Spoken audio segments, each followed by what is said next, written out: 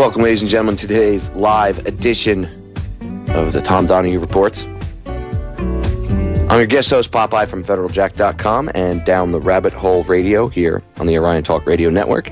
And I am joined by my fellow radio show host here on the network, Mr. Ken Hildebrand. Ken, good morning. Or good morning. Good afternoon, depending on where you are. Yeah, depending on where you live. Today's our last day of sitting in for Tom. We've been hanging out the past couple of days sitting in for Tom. He's been on hiatus, taking some personal time to take care of some business and stuff. But he will be back for your listening pleasure on Monday afternoon at 3 p.m. Eastern Standard Time. And today, being that this is our last show, Ken and I have decided to make sure that we jam-pack this show with as much information for the listeners as possible. And the first thing I wanted to get into really quick before I get into some of the news and I cover some things, I just wanted to share a personal story really quick. And that would be in hopes of trying to make people understand the reality of the situation, I guess, with a portion of the economy. Now, I know a lady who is disabled, and she's got epilepsy. And a few other issues, so she cannot work. Now, she's tried to get a job. It's not like she never tried to get a job in the past. I've known her for a long time, and she's had jobs and stuff, but whenever the employer found out that she was epileptic, they would work on getting her out of there. And you can say, well, that's discrimination. They can't do that. You can sue. Right. Do you have money for an attorney? Do you have a free attorney that'll do it for you? Do you have 2 or 3 years to wait for the lawsuit? How do you survive in those ensuing years while you're waiting for the lawsuit? Okay? So it's not as simple as people would think, well, I would just sue. No, it's not that easy. Okay? It's not that simple. Anyway, she lost a few jobs because of her disability. And they wouldn't fire her based on her being epileptic, because then she could, she would have a real good lawsuit.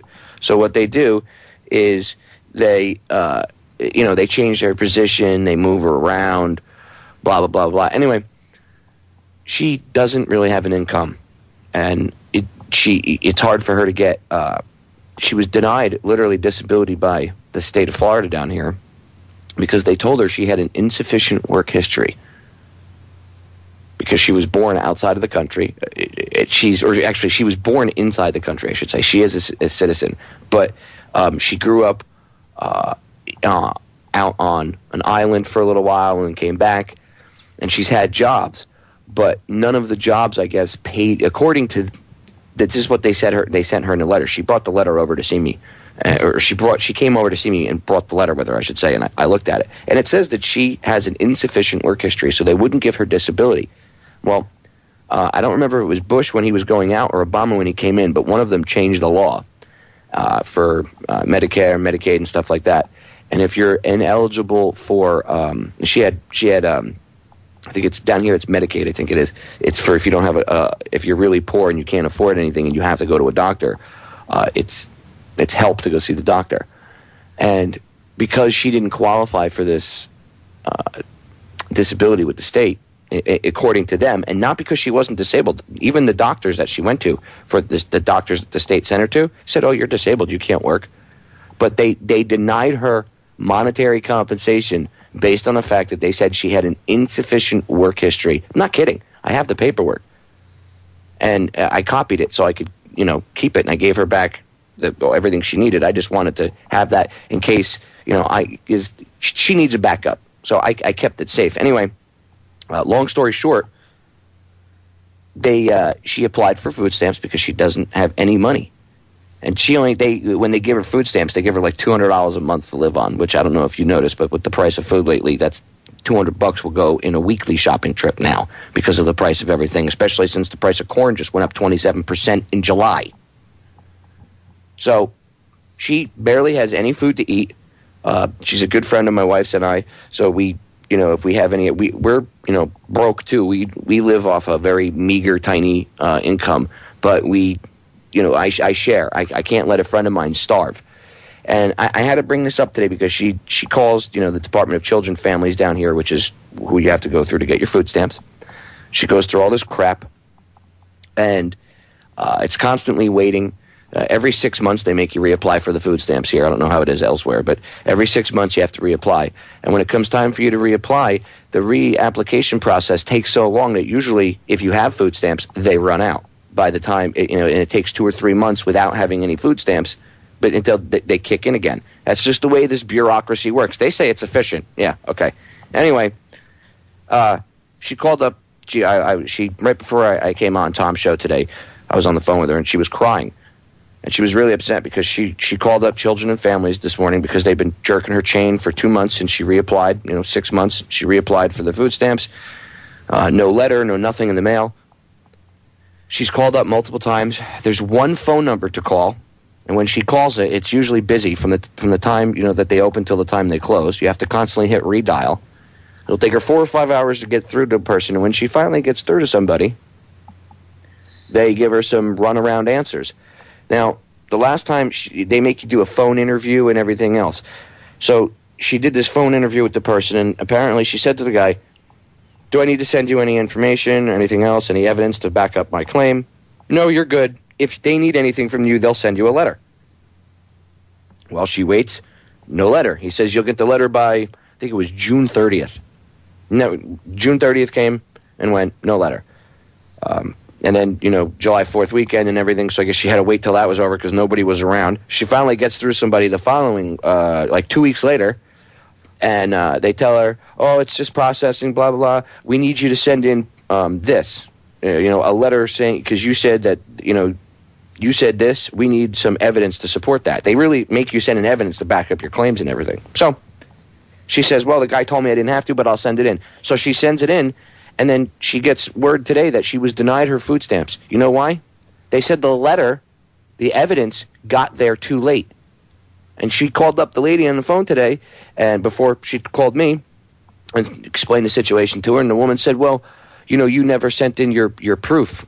And she said, "Yeah, but that's because I did my phone interview, and the guy who I did the phone interview with, your representative, told me that I didn't need to send anything in. I asked him. He said, you do not need to send anything in. If they need anything more from you, they will send you a letter requesting it."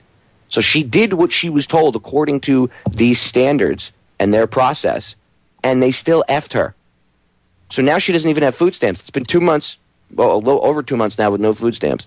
So she has no income, nothing. And my wife and I have been feeding her, throwing her some food, trying to help her out. When I go to the food store, I spend about an extra $30 or $40 just to get her some stuff, some basic stuff so she could survive.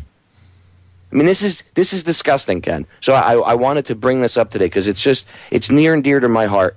And it kills me to hear somebody that I'm very, a close friend of mine. I mean, she was in tears, dude. She was just bawling her eyes out because she's so frustrated with the system and how it's set up. And this is just a quick nutshell. I mean, I could go do a whole show about what this poor woman's been through.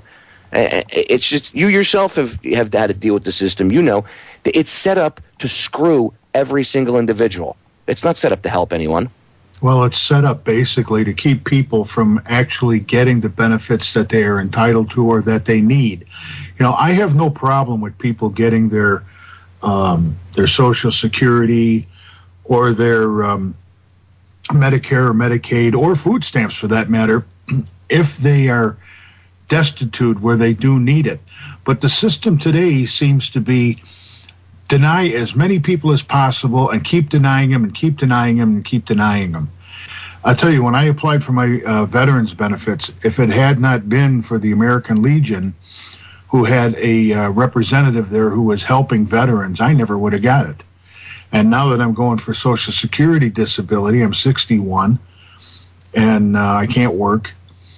And they sent me a letter the other day, the same thing, well, you didn't fill this out. You've got 15 days to fill it out or we'll deny your claim. Fortunate for me, I have an attorney who works, contingent to getting this thing settled. And I contacted them and they just said, "Don't worry about it. We'll take care of it. It's not a problem." But that's the way they are. They will either drag it out or they will make it so difficult for a person. Yeah, they'll drag it out and they'll make it so difficult that either you give up or that you die waiting for your benefits. That's what the VA does. They make the veterans they make them wait so long that they end up dying while they wait for their claims and their benefits. It's disgusting. All right, ladies and gentlemen, we are going to break. Ken and I will be back in 3 minutes. Don't go anywhere. We are back. This is Tom Donahue Reports. I'm your guest host, Popeye, from federaljack.com. That is my news website, updated daily. Check it out. And I also do a radio show here on the Orion Talk Radio Network called Down the Rabbit Hole. In fact, I will be on tonight from 10 p.m. to midnight Eastern Standard Time, and my guest will be Mr. Holland Van Nieuwenhof, a good friend of mine, filmmaker and radio show host in his own right. Always an excellent interview and broadcast when he comes on. In fact, it's not really going to be an interview. Holland's a friend of mine. He's been on many times. He's just coming on to hang out with me and give me his take on stuff. And he's a very educated, intelligent individual, so it always makes for a good conversation. So make sure you tune in. And I am actually co-hosting the show. It's a 50-50 thing. And riding shotgun with me today is my good friend, Marine veteran, brother from another mother, radio show host, Mr. Ken Hildebrand. And Ken, you do a show here on Orion too. Go ahead and give yourself a shameless plug really quick. Oh, you want me to be shameless? Okay. No, I can't do that. That's Tom's show. I do the Information Nation on Sunday night, 9 p.m. Eastern, 8 o'clock Central Time. We cover daily topical content, what's going on in the world. This week, we're going to be covering Skull and Bones, the Fast and Furious, and the CIA's connection to drug running. So it should be a very interesting show, I think. Ooh, big surprise. The CIA connected to drug running? Well, you know. Now I'm just, you mean the CIA doesn't have our best interest at heart? I'm just, I don't know what to do. Of course, I'm being facetious, ladies and gentlemen.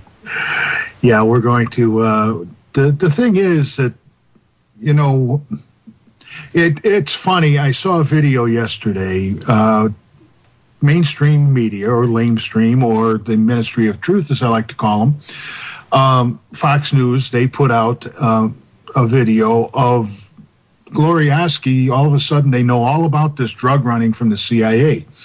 When Corbett reported on the same stuff over a year ago. Yeah, in October of 2011, he was talking about this. And it's funny because this Fox affiliate, and it's not like Fox News, cable Fox News. It's like a Fox affiliate, and I can't even tell you. I don't remember. I knew, but off the top of my head, I can't remember right now what city they're in.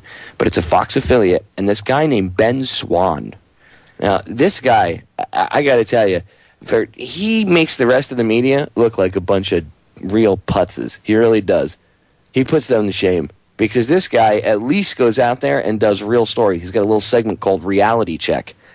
And, it aired on the local, network, but it never got any national attention until somebody found it and uploaded it to YouTube. And that was it. It went viral. Now this guy's got a huge following. And he covers things like the delegates with the GOP, the Ron Paul delegates getting screwed over, Fast and Furious, the post office, everything.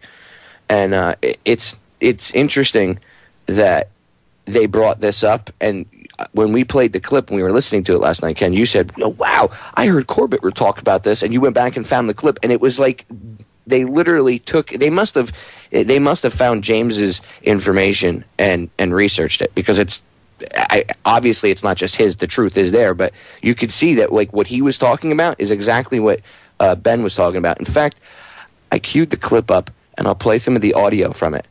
Now, this is the reality of Fast and Furious. Now, was it just a operation to frame the Second Amendment and take away people's Second Amendment rights?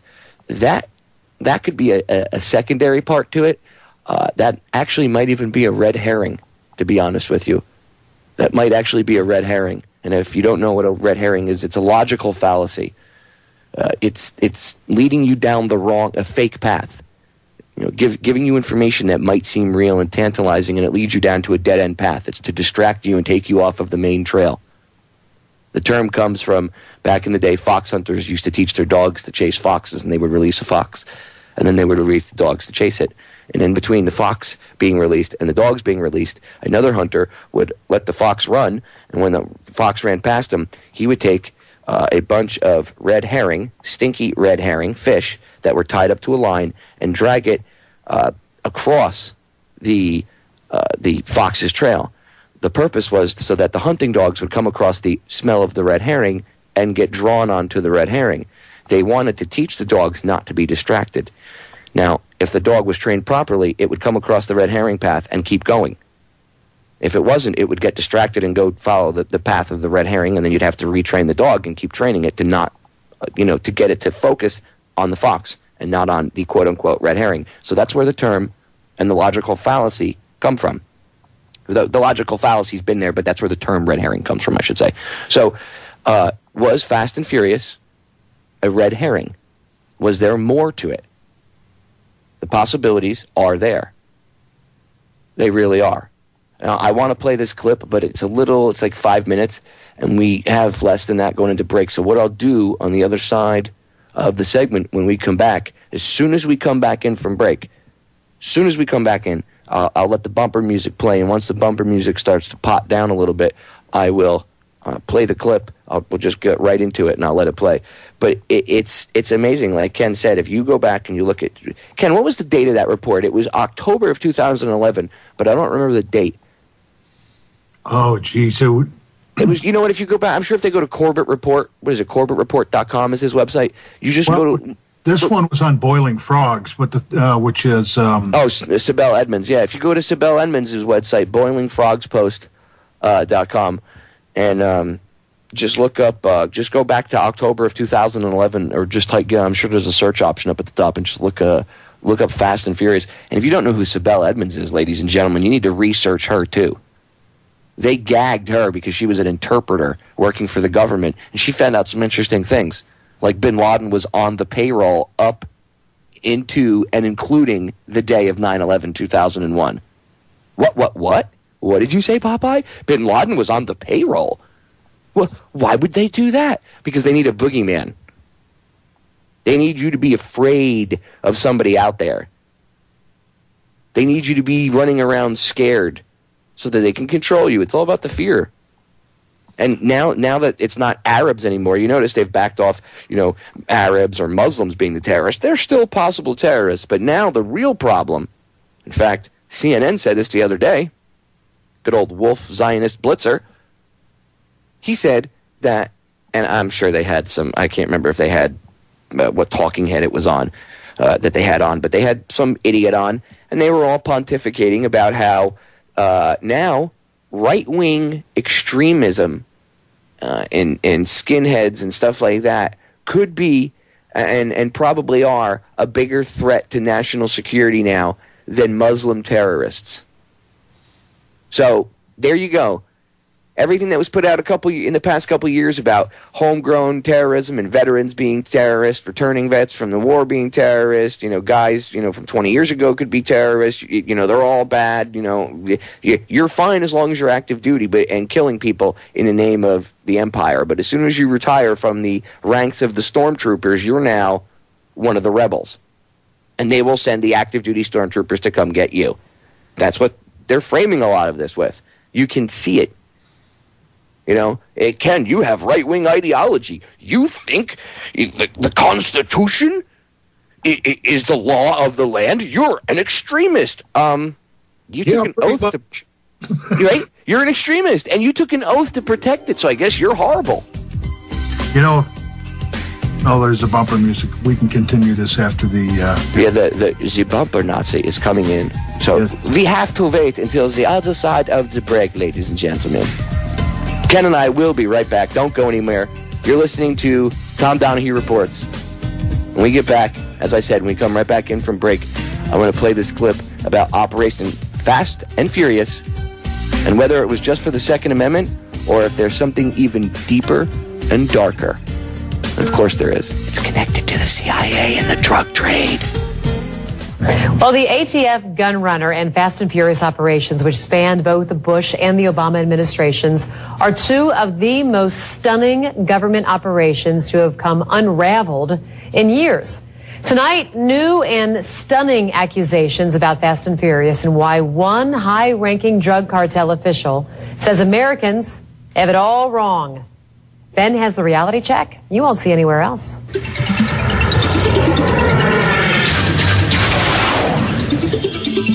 We've told you before that Justice Department memos obtained by CBS prove that the feds plan to use the numbers from Fast and Furious to push for stricter gun laws in the U.S. The attempt was to claim that the majority of guns headed into Mexico and being used by drug cartels were coming from the United States. But that is simply not true. Well, today, TheBlaze.com began reporting excerpts from a soon-to-be-released book titled The Weed That Just Won't Die by Reed Williams. Williams looks into federal documents surrounding the case of Jesus Vicente Zambada Nebla, known as the Sinaloa Cartel's logistics coordinator. Now, this guy was extradited to Chicago last year to face federal drug charges. Now, before we get into all that, we should explain how the drug trade in Mexico worked prior to the start of this drug war. For decades, Mexican drug cartels existed independently of each other. They didn't work together, but they did stay out of each other's regions. So to understand, take a look at this map. These are the major cartels in Mexico. We'll start over here in this top corner. This is the Arellano Felix organization up here in orange. It has trade routes into Southern California through Tijuana, and it's a very profitable group. The Beltran Leyva organization is a less large cartel, but still pretty powerful. There's Los Zetas. That's this whole pink area right here. They are actually a paramilitary group created by our government. They were actually trained to take out cartel leaders, but went into Mexico and became a cartel of their own. Then you have the Gulf Cartel, who has been heavily at war with Los Zetas. Down here in the dark green, you have La Familia Michoacana. You have the Creo Fuentes organization. That's up here in this little purple one. They actually look like they would be the smallest territory, and land-wise they are. But they're actually one of the most powerful drug cartels in many ways, because their routes go up through West Texas, through El Paso, and Ciudad Juarez. And finally, and this is very important to the story, is this light green right here. That is the territory of the Sinaloa cartel. Look, if you want to understand Mexico's drug war, then you have to understand how the Sinaloa cartel works. A man by the name of Joaquin Guzman, also known as Chapo Guzman, is the head of this cartel. In 2001, Guzman was being held in a Mexican prison. He actually escaped from that prison in a laundry truck. He went back and took control of the Sinaloa cartel. And when Guzman did, he began a war with all these other cartels across Mexico. The goal here, the attempt, was to create one super cartel by wiping out all of the competition. It has been long believed in Mexico that Joaquin Chapo Guzman got a lot of help. And that is the war that has been fought in Mexico heavily since 2006. So back to the Fast and Furious allegations here.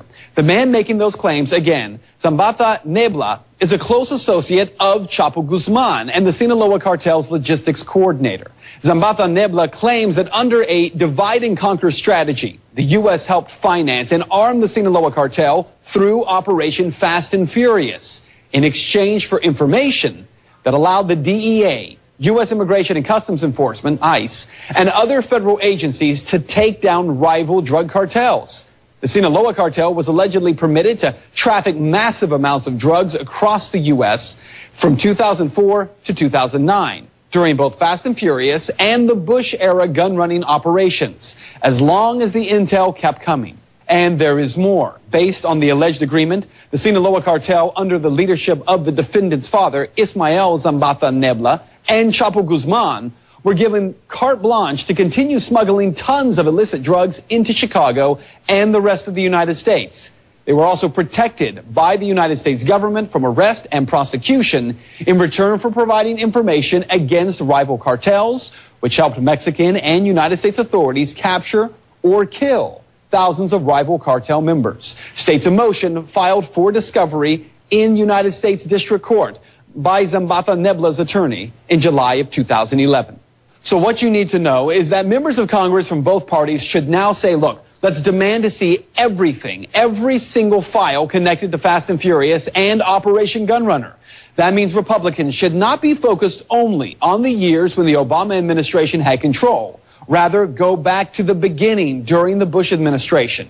And Democrats, they should be demanding to see exactly what the ATF has been doing. Not just for the nearly 50,000 Mexican citizens who have died during this drug war, but for the thousands who are yet to die. And that is Reality Check. Now, that should be stunning to you. Now, I'm not saying that the Obama administration wasn't trying to frame the Second Amendment. That might have been a secondary thing. But Fast and Furious was not created by them, and I'm not in any way defending them either. Don't mistake that. They're all dirtbags.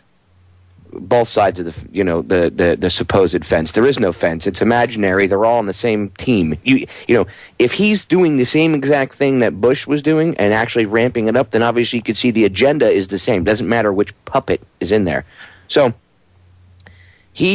what Ben Swan is saying here, and it's not him, just hypothesizing. This is actually factual evidence that backs all of this up. You can go do the research yourself. Again, Corbett brought this out in October of 2011, but it goes to show you that the focus on was it done to go after the Second Amendment? It's almost like that's a red herring.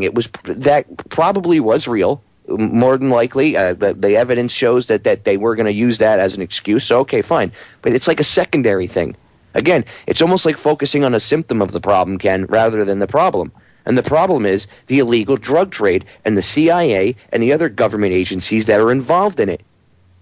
Well, what Corbin had reported on, and I'm going to play the entire clip Sunday night. There was a researcher by the name of Gary Webb. I'm pretty sure you're aware of who this guy is. He wrote a book called Dark Alliance, the CIA, the Contra, and the crack cocaine explosion. Yeah, and then he shot himself in the back of the head twice with a pump shotgun.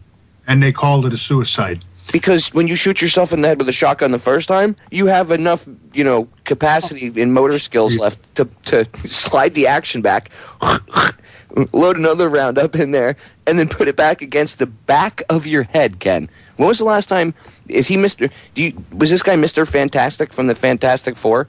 I think he was Rubber Man. Whatever. Yeah. How do you hold a shotgun to the back of your head? Well, the thing that I found interesting with the Corbin report, and like I say, it's about 20 minutes long, 19 minutes and some odd seconds, and I'm splitting it up so I can play it in between segments, which I think the people will find extremely fascinating.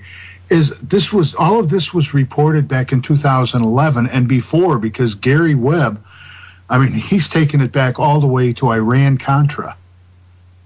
Now you're talking the Reagan administration. Then you got a Bush administration, two Clinton administrations, two more Bush administrations, and you have the Obama administration.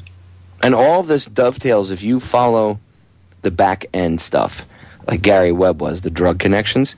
Yep. All of this dovetails with everything as you start to look into other, major events that have happened. Pan Am Flight 103. I've had Susan Lindauer on all the time, multiple times on my show, probably, 15, 20 times. Susan Lindauer went to jail. In case you don't know her, look up her book, Extreme Prejudice.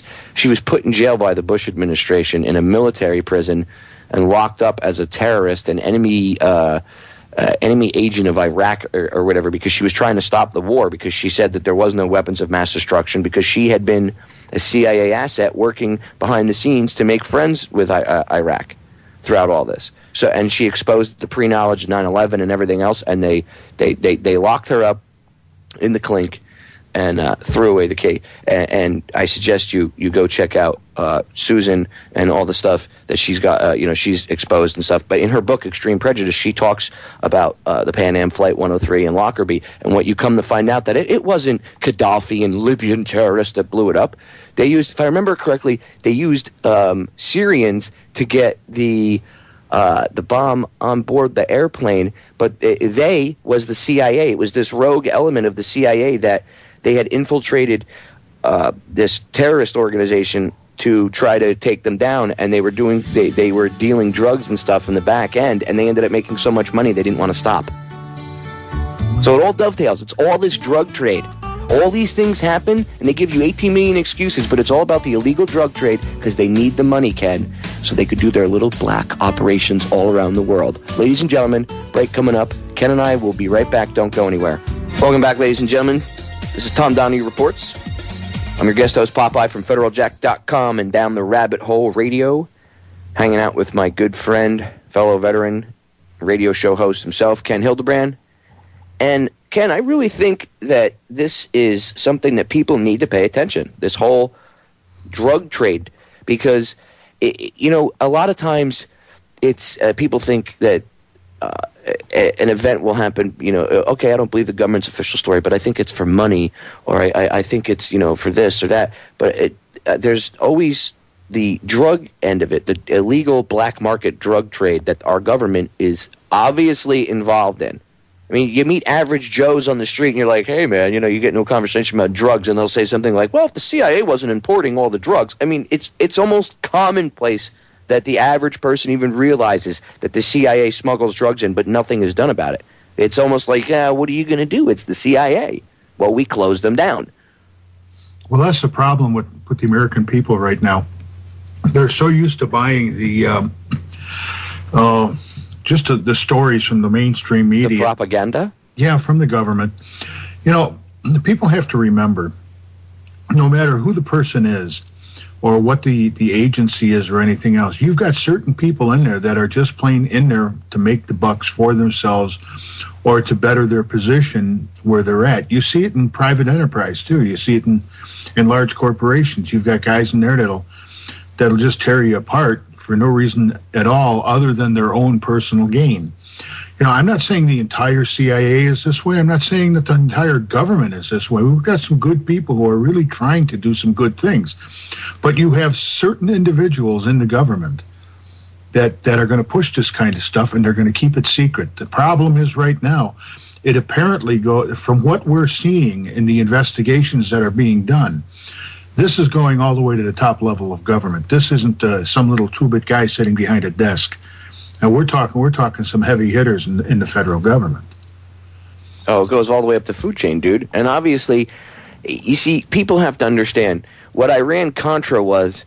And again, this dovetails when you said it goes back to it. Of course it does, because it dovetails right into it. Iran-Contra was all about them trading drugs for guns, basically. And it was about the illegal drug trade. See, the CIA used to have to go to Congress for money, and they still do if they want to. If they want to do a certain type of project or something, they have to present. That's because it's not broadcast on C-SPAN, it doesn't mean this meeting doesn't happen. But they have to go, and they have to. We want to do this, we want to do that. Well, they'll never get approved to do any more paramilitary operations on the books. It just wouldn't be approved. But I think the best line I've ever heard in a movie was in Independence Day. Where the $800 toilet seat line? Yeah. Where did you get funding for this? What do you think? They spend $800 for a toilet seat and $1,200 for a wrench? Exactly. They spend about $12 for the wrench. Trust me, the government always goes with the cheapest bidder. Sure they do. They might tell you they spent $60,000, but they probably didn't. It was just a little dig at the government that they, sometimes Hollywood actually puts little what can you say, little nuggets of truth in everything that they do. The majority of it is fantasy.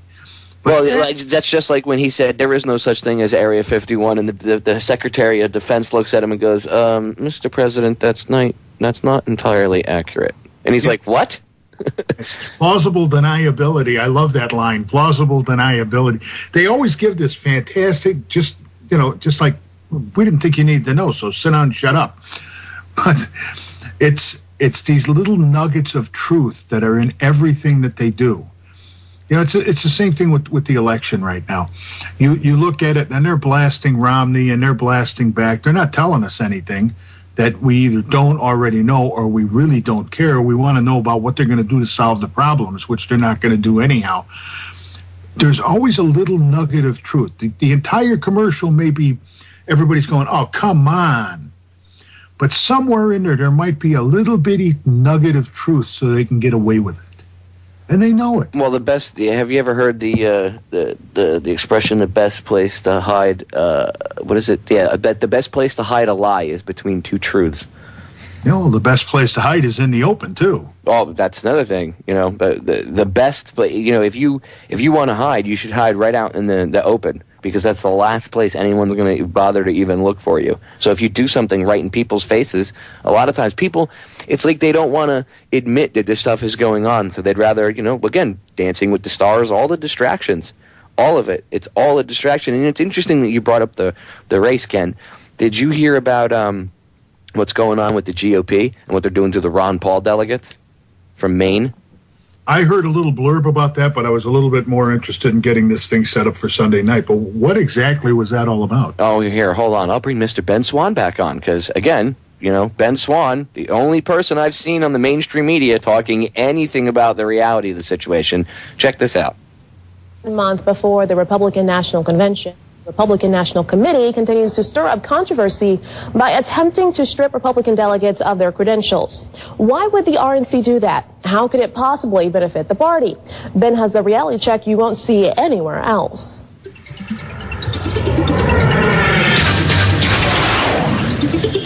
Major developments in the lead up to the Republican National Convention, and the latest began just over a week ago.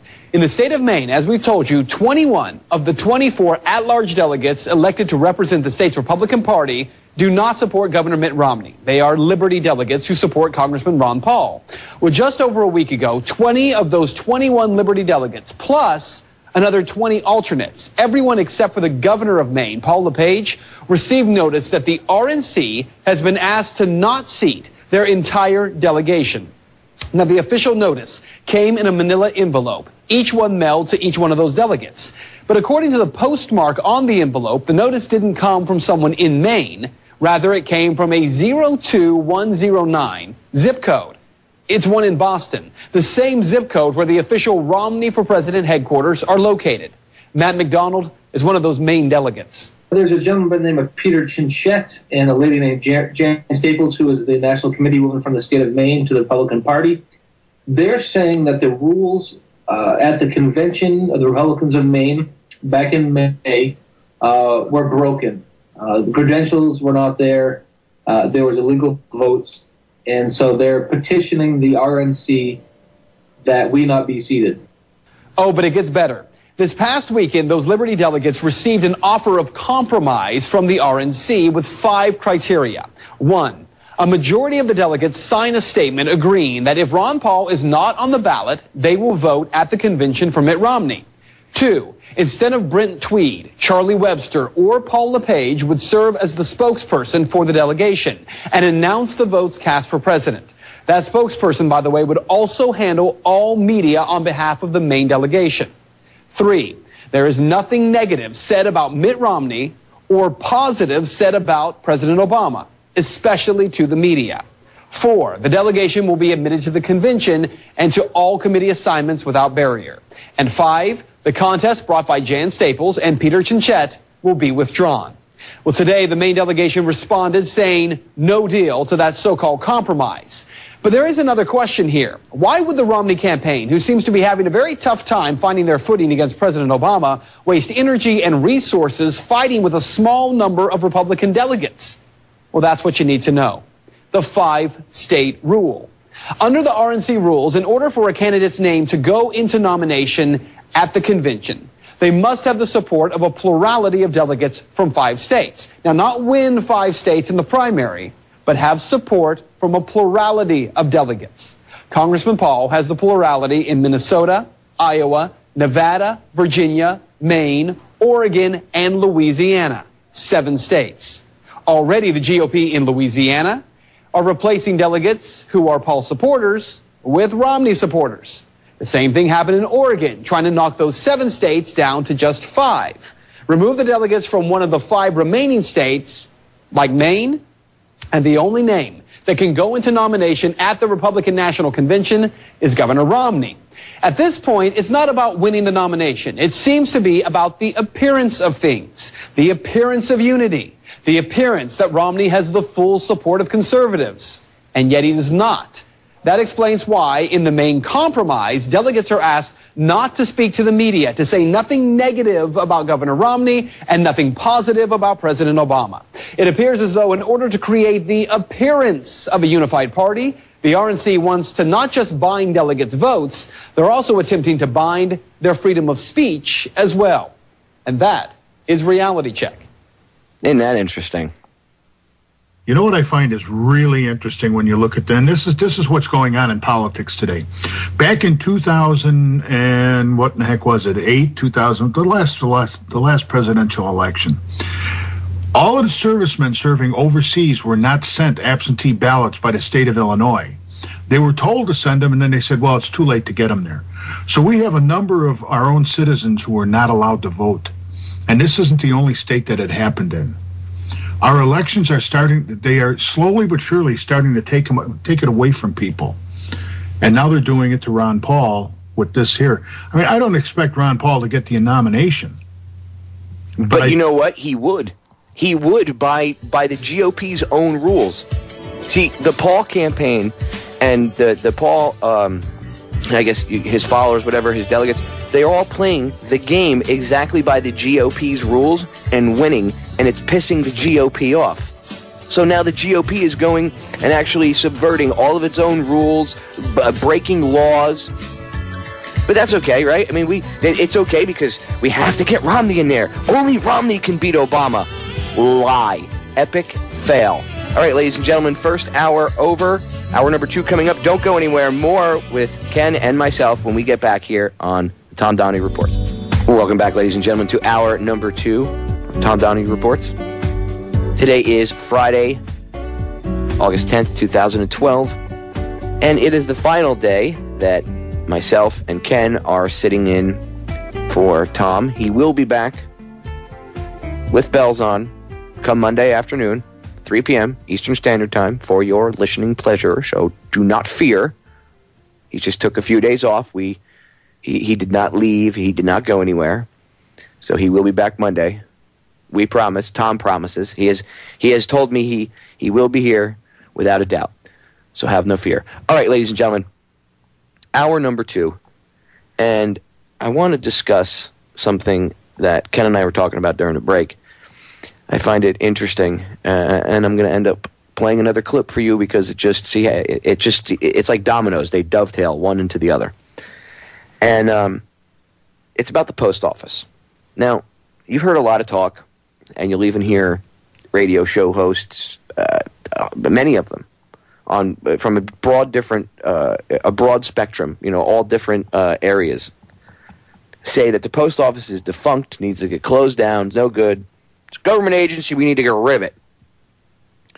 Let me explain a little something about the post office. Many people may think that the post office is inefficient and garbage and filled with lunatics that shoot people, but in reality, the post office is, there have been people that go postal, but the post office is actually a model of efficiency.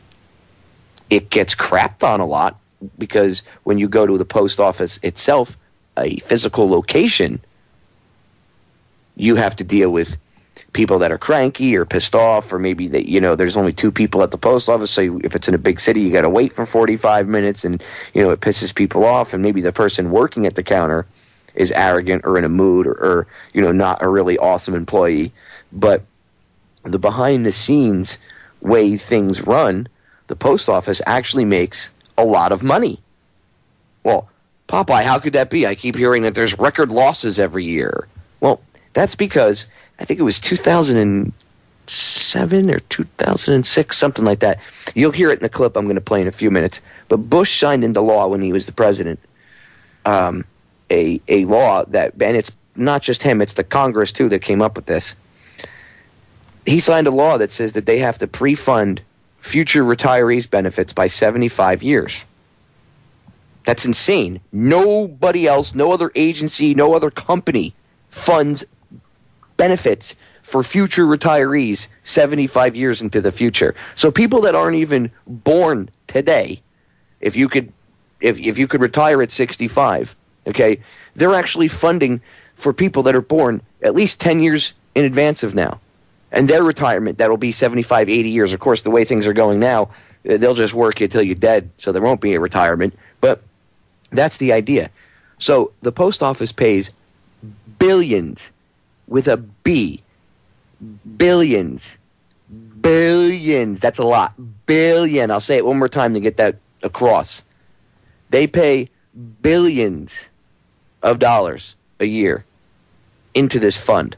Now, you could say, well, Popeye, that's awesome. These retirees, they have all this money. The people retiring from the post office. And you know what? We can fix it. We can just go into the fund and say, hey, post office, we'll rescind this law. You don't have to keep paying this. And then we can take all that money and reinvest it back into the post office, and we'll have an overflow. We could even use some of it for infrastructure, right? Because just like any other general fund that money goes into, on the front, on the face of it, they say, here, this is a good reason we're taking the money. We're going to store it for you because we know what's better. There's always a back door to that fund that you don't see, that they all have the keys to. And with the key comes a checkbook attached to said account. The money's not there. The billions, with a B, the billions of dollars. Not 1 billion, not 2 billion, more than $2 billion from this fund. Gone. You know what's there? A yellow sticky note that says IOU, the U.S. government. So they're making the post office, who has, they're even with email, they're making money. Email didn't kill the post office. That's another red herring argument. In fact, that's a straw man argument. Because it's so disgusting. Email came out in 1995. Okay, yes, maybe less letters get mailed, but you can't mail a box through your email. Okay, and the post office has the cheapest shipping for packages. Everybody says, "Oh, FedEx and UPS are way more efficient." Popeye. I've heard other actually alternative radio hosts, okay, rag on the post office and say it should be closed down. You know, do a 15-minute long rant on how it's inefficient. We should close it. No, actually, it's not inefficient. Many old people and veterans rely on it for their medication, their any communication. People in rural areas, that's their only form of communication, sometimes with the outside world, older people. Right? The post office is efficient as hell. The problem is the politicians are raping the funds from the post office. You know, Popeye, not to change the topic, because it's not really changing the topic, but everybody's looking at Obamacare right now, and they're talking about how well it's going to be funded and all of that. Do you realize that they've already stolen $51 billion out of the Obama fund package? They've used it for other things. So this isn't the first time they've done this. No, they do this all the time. It's the same thing with Social Security. You know, they say, oh, you know, Social Security is going to run out of money. Well, technically, if you do the math, it shouldn't be running out of any money. People have been paying into it since 1933. So how is it that since from then to now, we're almost out of money? Oh, because there's, you know, the old people. They're living too long. I mean, that's total eugenics right there. Well, the old people, they're living too long, so we have to kill them. The thing that I like about Social Security is when they call it an entitlement. Ladies and gentlemen, you paid for it. You're damn right you're entitled to it. Well, it's like, well, see, they get you to, you know, these old people, again, Ken, it's the old people. These damn old people, they're just living too long. You know, back in the day, old people didn't live long, and it afforded us younger people more money. Yeah, on the one hand, they complain about how long the elderly people are living, and then on the other hand, they want to make sure that you have a long and prosperous life. And in the middle, they throw Obamacare. I mean, it's all nothing but juggling and making people totally confused about what in the heck the government is doing. Yeah, because then they shut down. They just go, I don't want to deal with this crap. You deal with it, and they walk away. Yeah, they've got a history of doing that. Well, they overwhelm everybody, Ken. You know, it's like they speak out of both sides of their mouth. As the Indians would say, the government speak it with forked tongue. Yeah, pitchforked tongue. They come to you with the pitchfork and their little tail coming up. I'm from the government and I'm here to help you. It's one of the biggest lies ever told. That and the check is in the mail. Yeah, they do have a tendency to steal from the American people, you know, and people don't mind paying taxes. People do mind getting robbed, and that's what they're doing with this Postal Service thing. They're the only government agency. See, the Congress is stuck between a rock and a hard place. In the first place, the Postal Service is the only agency that has to fund their retirement fund by 80%. They have to have 80% of the funds already there, and they've only got 40%. That's number one. That was a mandate from Congress. But number two, here's where Congress is stuck between a rock and a hard place. The Constitution says that they have to maintain a postal service. Now they're stuck between a rock and a hard place, because if they dissolve the Post Service, they're in violation of the Constitution. So the problem being is that they're just going to keep on stealing from it. And then eventually they'll probably turn around with another amendment and try to get rid of it, which I think would be a big mistake, because I've shipped stuff through Postal Service. You have too. It is one of the cheapest, most efficient things to do.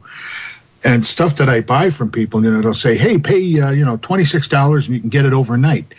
No, give me basic shipping, and I normally get it in 2 to 3 days. Yeah, but even if you overnighted it, $26 for overnight, even if it was $40, like, I sell those hard drives loaded with info to people. I've had people buy them from as far away as Australia, right?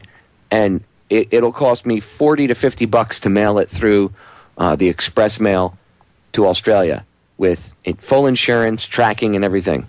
If I did that through FedEx, it would cost me about $200 for the same package and the same delivery service. Okay, so when people say to me, UPS and FedEx are more efficient, no, they're not. That's corporate crap being thrown in your face. Okay, the problem is the government is raping the post office for all the money they have, so they have to fire people, and then they have to go out and tell you, we can't give you your mail. And it's amazing. There's a huge call for privatization of it too. Interesting. We'll be right back. We are back, ladies and gentlemen. Tom Donahue reports. Guest host Popeye and Ken. It is August 10th, 2012. And Ken, when we were talking about the post office last segment, interesting fact that not many people know, because the mainstream version of history is so often wrought with disinformation and half-truths and just complete lies, I suggest people start to go back and research the true history of World War II. And in that, you will find that the Nazi Party and the Japanese both were working on atomic weapons and hydrogen bombs. Yes. And you will come to find out that the bombs that we dropped on Hiroshima and Nagasaki were actually of German origin, not of American origin. We retrofitted the tail fins, repainted them, and tweaked a few things here and there, but the uranium used was that of German origin. Some of the bombs themselves we recovered right from Germany. This is all true history. I suggest you read Rise of the Third Reich by Jim Marrs as a start, and follow it up with to look into the secret weapons programs and stuff of the Nazis themselves, including the atomic bomb research. A book by Joseph Farrell called, there's two of them. One of them is called Reich of the SS Reich of the Black Sun, and then the other one is Reich of the Black Sun. It might not say SS Reich of the Black Sun, and then the other one is the SS Brotherhood of the Bell, and those two go together. The Brotherhood of the Bell is like the follow-up to Reich of the Black Sun, and Reich of the Black Sun goes into all these secret weapons programs that the Nazis had, including atomic bomb research at the time. Now, mainstream history would tell you that the Germans, they're crazy, even though they had all these engineering marvels, suddenly, all their top scientists become retarded during the years of 1940 to 1945 and can't get any atomic research done. Right. Okay. And then after that, these very same individuals are brought to America, and suddenly they regain all of their memory, and everything comes back. I mean, come on. Really? So when you look into it, you find that the German post office, the Reichspost, was awash in money because the guy that ran it knew how to run things. And it was efficient, and they made money. And they had a lot of extra money, we'll say. So the SS tapped the Reichspost through a back door and used that money to fund their black ops projects. Now, it's very interesting that here you have, again, in modern-day history, time and time again, as Ken and I talked about in the first hour, the CIA does black operations and drug running and stuff, or they do drug running and stuff to make money to fund their black operations. What's to say that they wouldn't take a page from history and say, hey, well, these guys did it 60-something years ago, why can't we do it? They know the secrets that you don't. A lot of people judge when they hear stuff like this, and they judge it off what they know from mainstream, the official mainstream story. I really urge you to read books and do research. And you don't have to just believe certain authors. A good author will give you references so you can go research it yourself. That's how I found Joseph Farrell, because he was one of the books or one of the authors his books were referenced by Jim Marrs. And then it's interesting because I've interviewed an author named Robert Wilcox before about the assassination of General Patton. Yes, I said assassination. Patton was not killed in a car accident like you would think. The research into that's very interesting. Anyway, his name's Robert Wilcox. Well, when you start to read through Reich of the Black Sun, you'll see Joseph Farrell's work brings up Wilcox's work, because he wrote a book in the 80s about the Japanese and their secret work on atomic weapons. So you see how it all dovetails into each other, and I already know him. So it was like it came full circle. And I've interviewed Jim Marrs before too, and I will be interviewing Joseph Farrell. Anyway, when you see all this and you do the research like this, and by the way, Robert Wilcox will be coming on my my radio broadcast next week Friday to be talking about this very subject and General Patton and stuff. But when you research this and you see that they use I don't want to say slush funds, but general funds like this for black ops programs and things like that, and you see how they've raped Social Security and all these other funds. Every time there's a fund, put together, Ken, with money, supposedly for whatever, the money's never in there. There's always IOUs. If they put a fund together and take money from taxes and they say they're going to use it for education, it goes into an education fund. And then when you go to get money from that supposed fund that's sitting there for education, we don't have it right now because we had to borrow it to give it to our military-industrial complex scumbag friends so we could drop bombs on innocent brown people all over the world. And I'm not saying that every person that we've fought is innocent. Yes, there are some bad people out there, but let's be honest, 98% of the people we kill are innocent people. Let's just face facts. Drone strikes, really? Not to harp on the subject of education, but here in Illinois, I remember when Big Jim Thompson was the governor of Illinois, and they were trying to get the lottery in place, and they said, if we get the lottery in place, we'll never have to raise taxes for schools again. We'll have the money. Because what it is what you donate and what you spend on schools, the federal government matches. So then what they did was they took the lottery money and they put it in the general fund, and now the money that they get from the Fed is not enough. So they're always coming up with the same thing. We got to raise taxes because we need it for the schools. These guys are some of the best liars money can buy, let me tell you. Yeah, that's why you ever notice that politicians, when they retire, they go into the other lying industry, lobbying? Yeah. And actually some of the most powerful lobbyists were former representatives themselves, and they use those connections and that pressure and personal things they know about people to put pressure on representatives that are still in, to get them to pass laws and everything else. It should be completely illegal for a politician that once you've served in public office to be a lobbyist. Well, I think it ought to be illegal. I think the law should state that when you pass a bill or you get something put in place specifically to fund a certain project, you cannot touch that money except for that project. So if you pass a lottery for schools, that money has got to go for lottery. You cannot change it. You cannot put it in the general fund. Same thing with Obamacare. They passed it. They've taken $51 billion out of that. That money should have been, no, you can't touch that because that is for Obamacare. We had the gasoline tax here in Illinois. This was done by Governor Walker. When they needed money, they took the gasoline tax out of the gasoline fund and they put it in the general fund. So we've got that problem going on right now where you can't, you have to raise more money to fix the roads. This should be totally illegal. But you know what, dude? See, the whole statist point of view is, well, without the state, there would be no roads. That's just not true. people in Hawaii have already proven this. I have an article up on Federal Jack. It dates back to 2009 when it originally happened, but I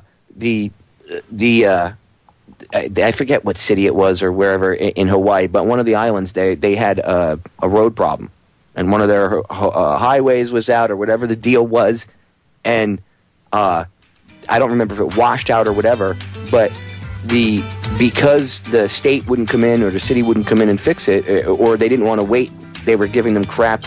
I forget the exact details, but long story short, the residents got together and fixed it themselves.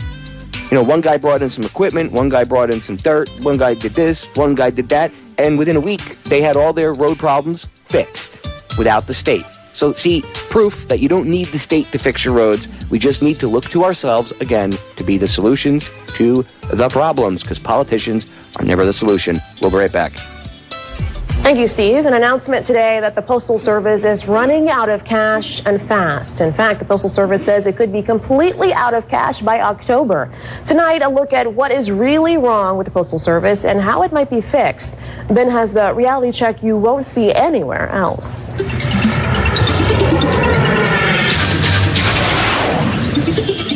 Well, the report today doesn't look good for the U.S. Postal Service. As of midnight tonight, the Postal Service will be in default for the first time in its history on a $5.5 billion payment owed to the federal government to prepay health care benefits for retirees. And it gets worse. According to David C. Williams, the service's Inspector General, by October 15th, the agency's cash crunch could result in a $100 million shortfall. The Postal Service is obsolete and has been destroyed by email, right? Well, not quite. Let's talk about how the Postal Service got here in the first place. 1970 to 1971, after a 2-week strike by more than 200,000 U.S. postal workers, Congress passed a law granting the agency power to negotiate wages and benefits. The law also made the USPS responsible for funding its own operating costs with revenues from postal services. July of 1971, 5 unions merged to form the American Postal Workers Union, the world's largest postal union. Then flash forward to December of 2006. President George W. Bush signs a law requiring the agency to set aside about $5 billion each year for future health benefits for workers. 2007 to 2008, the Postal Service began reporting multi-billion-dollar losses. Mail declined by more than 11 billion pieces by 2008 because of email and online bill pay. Then in January of 2010, the Postal Service attempted to cut costs by closing 1,000 post offices. But here's the problem. Local communities fought back. Lawmakers caved, and instead of 1,000 post offices, the number of closures was scaled down to 162. So where do we stand today? The Postal Service knows that it has to make cuts, and it's offering to do so, cutting 220,000 positions, or 30% of its staff by 2015. 100,000 would disappear through attrition, 120,000 employees eliminated through layoffs. Also, the Postal Service wants to close down 3,700 locations as well as 300 processing facilities by 2015. But the biggest problem with the Postal Service is not the internet or the lack of snail mail being sent, nor is it the shortage of postage stamps. The biggest problem is Congress, who has the power to control ultimately what the Postal Service can and cannot do. When the Postal Service wants to close centers and offices, like the 4,000 that were proposed in 2011, it's members of Congress who intervene. They want branches closed, but no one wants them closed in their communities. When the Postal Service suggests Saturday delivery coming to an end, lawmakers say no. And the biggie, it's Congress who requires that the Postal Service fund retirement for employees who haven't even been born yet. Yeah, that's right. The Postal Service is the only single entity that's required to fund pensions 75 years into the future. So here's what you need to know. The U.S. Postal Service believes that it has been overfunding its pension fund by $75 billion. But they can't get the money back. Why? Because the money paid into these plans has been invested in treasury notes, bonds, and bills. In other words, the feds have been borrowing all that pension money and spending it. So to be clear, Congress blocks every attempt to cut costs. Congress requires pension funding. Congress borrows that pension money and spends it. Doesn't sound like the problem here is the post office. Maybe Congress should get out of the way and see what the post office can do without politicians involved. They probably they likely couldn't do worse. And that is Reality Check. And there you go. You see? So they're saying you can't cut anything because we don't want to piss our constituents off. See, that is done to keep the constituency happy. But then they turn around and, like you heard him say, the biggie, the real big thing, is the fact that they're forcing them to pay all this money, billions of dollars, into this fund, right? And what did the post office say? They said, we've actually overpaid what we need for retirement benefits for our people by $75 billion. So they say, well, we could get it back, right? Nope, because they spent it. And what did they spend it on, Ken? What did he say? Treasury bills. That means that they went and bought bonds and backed all these treasury notes, the dollars that you and I have. The government was looking for people to buy in. So they went to China and they went elsewhere. Yeah, nobody would buy them. Mm-hmm. And some people did, some people didn't. And then they say, well, how are we still funding? How are we still doing this? Is it just inflation? No. Yes, that's one part of it, but they're also fleecing big government agencies like the post office, which doesn't need to be closed down. It's not big government. It's not out of money. It certainly isn't, especially considering the post office, again, just said they overpaid their retirement fund by $75 billion with a B. They were fine until that law was passed, forcing them to prepay this stuff by 75 years. Now, people would say, anybody with half a brain would say, why would you want to prepay, force an agency or anybody to pre-fund something 75 years into the future? Unless you sit down and realize that with all that money, they could then steal it and spend it on other things, which is exactly what they did. This isn't a conspiracy theory of some crazy person. This is a conspiracy fact. They conspired to rob the American people via the post office. It's a government agency, so technically we own it, okay? And they're robbing it and spending this money on Lord knows what. Now, if there's more than two of them doing it, it's a conspiracy. So it's not a conspiracy theory. This is actually conspiracy fact. Yeah, anytime you've got two or more people conspiring to do something, it's a conspiracy, and that's exactly what it is. The problems that we have with our government is they are addicted to money, just like a heroin addict is addicted to heroin. It's a shame what these people are doing to our government. We have the best form of government in the world, and we don't even need government, dude. And I'm not, when I say that, I don't mean, oh my God, total anarchy. But you don't need some paid individual, quote unquote, wearing a cape to come save you. I think if everybody started volunteering more often, we'd be able to get rid of half of these paid politicians. That's a big problem, dude. The fact that these politicians, how long has Nancy Pelosi been in? One of your favorite people on the planet, Ken. Oh yeah, I love that woman. Now, how long has she been in? Why is it not a voluntary type thing like it used to be back in the day? They used to consider it a duty to go be a representative for a few years in Washington.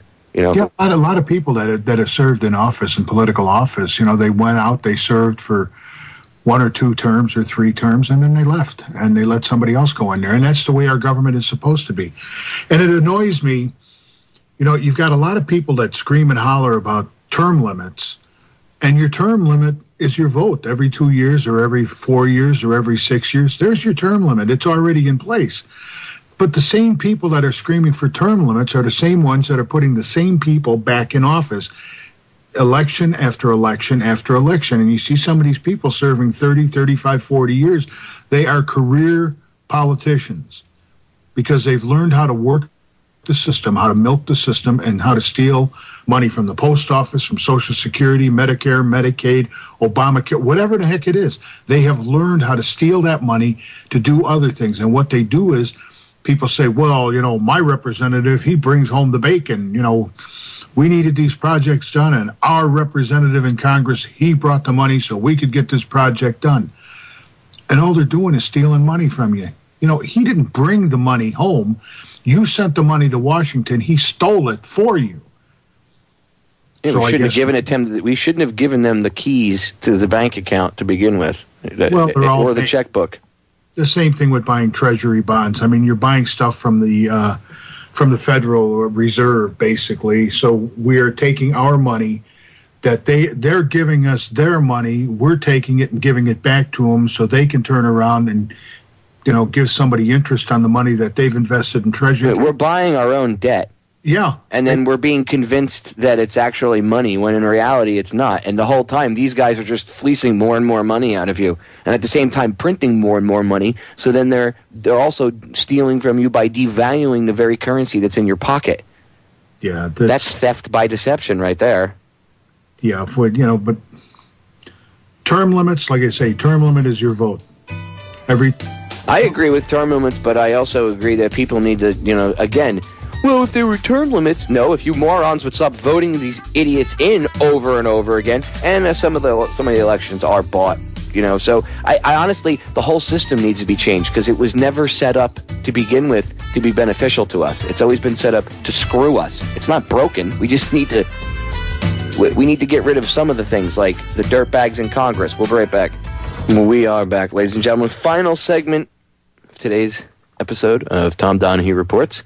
And it is the final segment that you guys will be hearing Ken and I fill in this week for Tom. He will be back live on Monday afternoon, 3 p.m. Eastern Standard Time here on the Orion Talk Radio Network, OrionTalkRadio.com. Make sure you follow us on Twitter at Orion Talk Radio. I'd like to thank Tom for letting us sit in the last 3 days. It's been a real kick, man. I've enjoyed the heck out of it. He's got some great people out there listening, and it's just been a lot of fun. Yeah, I agree. Thank you very much, Tom, for inviting us to sit in for you. And I know the listeners always enjoy getting a chance to listen to some live shows, and it shakes it up a bit. And I'm glad that Tom's here on the network. He's got a unique perspective on things, and it's good to have a broad spectrum of ideas. I don't think it's a good idea to just put blinders on, and it makes for intelligent conversation and debate on things, which gets people to think. And that's the goal of doing radio, or at least that's why I do it, is because I want people to think. I want people to use their brain. I want them to engage that thing up inside of their skull.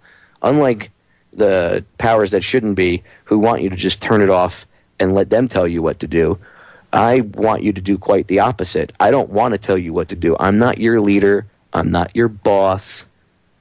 I just want you to educate yourself and look to yourself for the answers to your problems.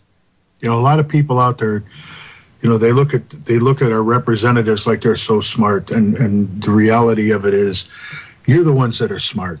You've got a level of intelligence. What you need is facts, not fiction. You need the truth. And when the truth comes out, you'll make the right decision. Stop looking at all the sugar-coated stuff that goes on. Dig a little bit. Listen to Tom, listen to us, listen to Orion. And believe me, you'll find out a lot of stuff you didn't know before. We research it. We can back it all up. My website, theinformationnation.com. Popeye's, federaljack.com. You'll find a lot of articles there that'll back up exactly what we're saying. Well, I mean, Ken, you're a great example because you even when I first met you, you still had a bit of neocon in you. And I'm not ragging on you for that. I was, back in the day, I was a neocon moron for a minute until I actually looked at what the words that were coming out of my mouth and actually paid attention to things I was, just blindly backing. And then I was like, wow, I don't agree with this at all. As soon as you start paying attention, it's amazing what you see. But you're a perfect example because I've witnessed your awakening, since I met you and since, you started doing your own radio show. You've had this awakening, you know what I mean? And it's like, for me as an outsider, I can see you've come, and I don't want to sound like you were an ignorant idiot or anything, but you've come such a long way since I first met you on this journey. So like, you're a perfect example of it because you used to believe some of this stuff, and then over time, from researching it and, asking questions to me or Joe or whoever, and us giving you, little tidbits of info and say, hey, go check this out. And then you go see these other researchers and their work and everything else. And you do, you see it all dovetails. It's amazing, right? Yeah, it was back in, my grandfather came from Germany after World War I, and he used to discuss the Nazis with me all the time about how he saw the progression of the German people's enslavement. Then he left. 2 years later, he got my grandmother over here, and a couple of years after that, you know, the Nazis really went into full force. And it was about 1979, 1980, I ran into a guy that started feeding me articles. So I was kind of halfway through the process. But then when you really start to dig, you start reading books, you start reading articles, you start putting all the pieces of the puzzle together. You start finding out exactly how far down it goes into the rabbit hole, and it goes really, really deep. It goes extremely deep. And, you know, the more you look into it, the more you look into it, and you say, wow, man, this can't be true. This cannot be true. There's no way that this can honestly be what's going on. And the more you look into it, you realize it is exactly what's going on. I mean, it's not fiction. This isn't fake. This is 110% the real deal. And, you know, part of the biggest hurdle, I think, is that first step, Ken. It's not even part. The biggest hurdle is the first step. Well, I think the hardest thing to get over, Popeye, is the fact that you don't want to believe that your representatives would be doing this stuff. And there are representatives out there that are not doing it intentionally. You know, they're doing it from the same ignorance that I came from, you know, years ago. But when you put a representative in there, you expect him to at least read what he's voting on, but he's voting on something that somebody else wrote and is being told, yeah, it's good. Hey, it does this, it does that. And he goes, oh, okay. That's where he needs to spend some of that money that we're giving them for their offices and that. Get a staff member in there or two or three and let them read every line of a bill. And then when they turn around and say, hey, you know, this segment of the bill here destroys the Second Amendment. This one over here takes part of the First Amendment away. This one over here takes part of the Fourth Amendment away. And they start waking up to the fact they're not going to be allowed to get that Nancy Pelosi quote, well, we've got to pass it before you can know what's in it. I was about to say that. I was going to say, Ken, but we have to pass the bill before we can know what's in it. Well, she pushed one over on the American people because nobody read the health care bill. 2,500 pages. If it were me, I'd have had my staff members poring over that. But the thing was, they didn't get the bill until a couple hours before they voted on it. And that's exactly how things go. Same thing with the Patriot Act. Nobody actually ever read the Patriot Act. The only person that read it was Ron Paul. And I think he might have even voted for the Patriot Act at the time. I can't remember whether or not I don't think he was. I don't think he did. He might have voted against it. I think he was the only he might have been one of the only people that voted against it. There was maybe one or two people. I can't remember if he did or not, but I think he did. I don't want to, definitely say he did. But the point is, if you read the Patriot Act, you wouldn't have voted for it. And all of those people that passed it said that they didn't read it. They voted for it based on an emotion, and it was an emotional reaction based on what happened on 9/11. The Patriot Act wasn't written after 9/11. It was sitting in a drawer, waiting, collecting dust. They did the same thing in Germany before World War II with the Reichstag fire. Yeah, it's called the Enabling Act. Yeah, the Germans, the Nazis set fire to the Reichstag. Then they turned around and blamed the communists. The next day they went to... He was mentally retarded, by the way. Yeah, where have I seen that motif before? Getting somebody that's mentally diminished in their mental capacity, so that it's really hard for them to defend themselves. Where have I seen that before? Underwear bomber, shoe bomber, all these other false flag terror events. But it came out in the Nuremberg trial that it was the Nazis that actually set the main fire, because what this guy did after they executed him, they took him, they tried him, they executed him right away. But the fire that he set, and he was an arsonist, he'd set fires before, could never have burned that building down. So the proof is in the pudding when the Nuremberg... No, they admit the SS ran through the building and, with accelerant. Yeah, and burned the thing down. The next day they came out to the equivalent of our Patriot Act, and they took a lot of the rights away from the German people. So basically you're seeing a replay of an old strategy. I'll tell you a very good book to get, and it is very thick, and it is a little bit of a difficult read, but it's called The Rise and Fall of the Third Reich. This guy has got his 30th edition or 25th edition out now, and you can almost read in this book exactly what's going on today. because he has researched it, and since the Soviet Union fell, and he got into the Russian documents over there, he has found out so much more, so he keeps updating the book. And it's right now, I've got the paperback issue, which is about, 15 or 1,800 pages of small print. But it's a very interesting read, but it takes you a while to get through it. I have the same book, and it is a good book for historical reference because you can see how people's apathy really brought about this police state. If people had risen up and not, bought into the propaganda, and a lot of people didn't buy into it, but they went along with it because they were afraid to go against it. Key word, they were in fear. Well, sure, they wake up in the morning and their neighbors were gone. What happened to to our neighbor? Oh, they came in the middle of the night and took them away. But we've got the same scenario going on in this country with a different twist. But there's nothing new here. This has been done over decades, over centuries. The same game, just the players are different. It's like you look at the 1908 Cubs who won a World Series. They're still playing baseball. It's the same game, just different players. Of course, they haven't put together a team in over 100 years to win another World Series, but what can I say about that? Well, the New World Order is kind of like the Cubs, Ken. They keep trying, and as long as we don't let them, they won't win. Actually, I think the Buffalo Bills have a better winning streak than the New World Order. We just, acquiescing to their system and silent, obedient consent is what allows this to go on. When people, I hear all the time, people say to me, well, I just want to live my life and enjoy my life. Well, you're not going to have a life to enjoy unless you start to get involved and you start to educate yourselves and the people around you, your friends and your loved ones.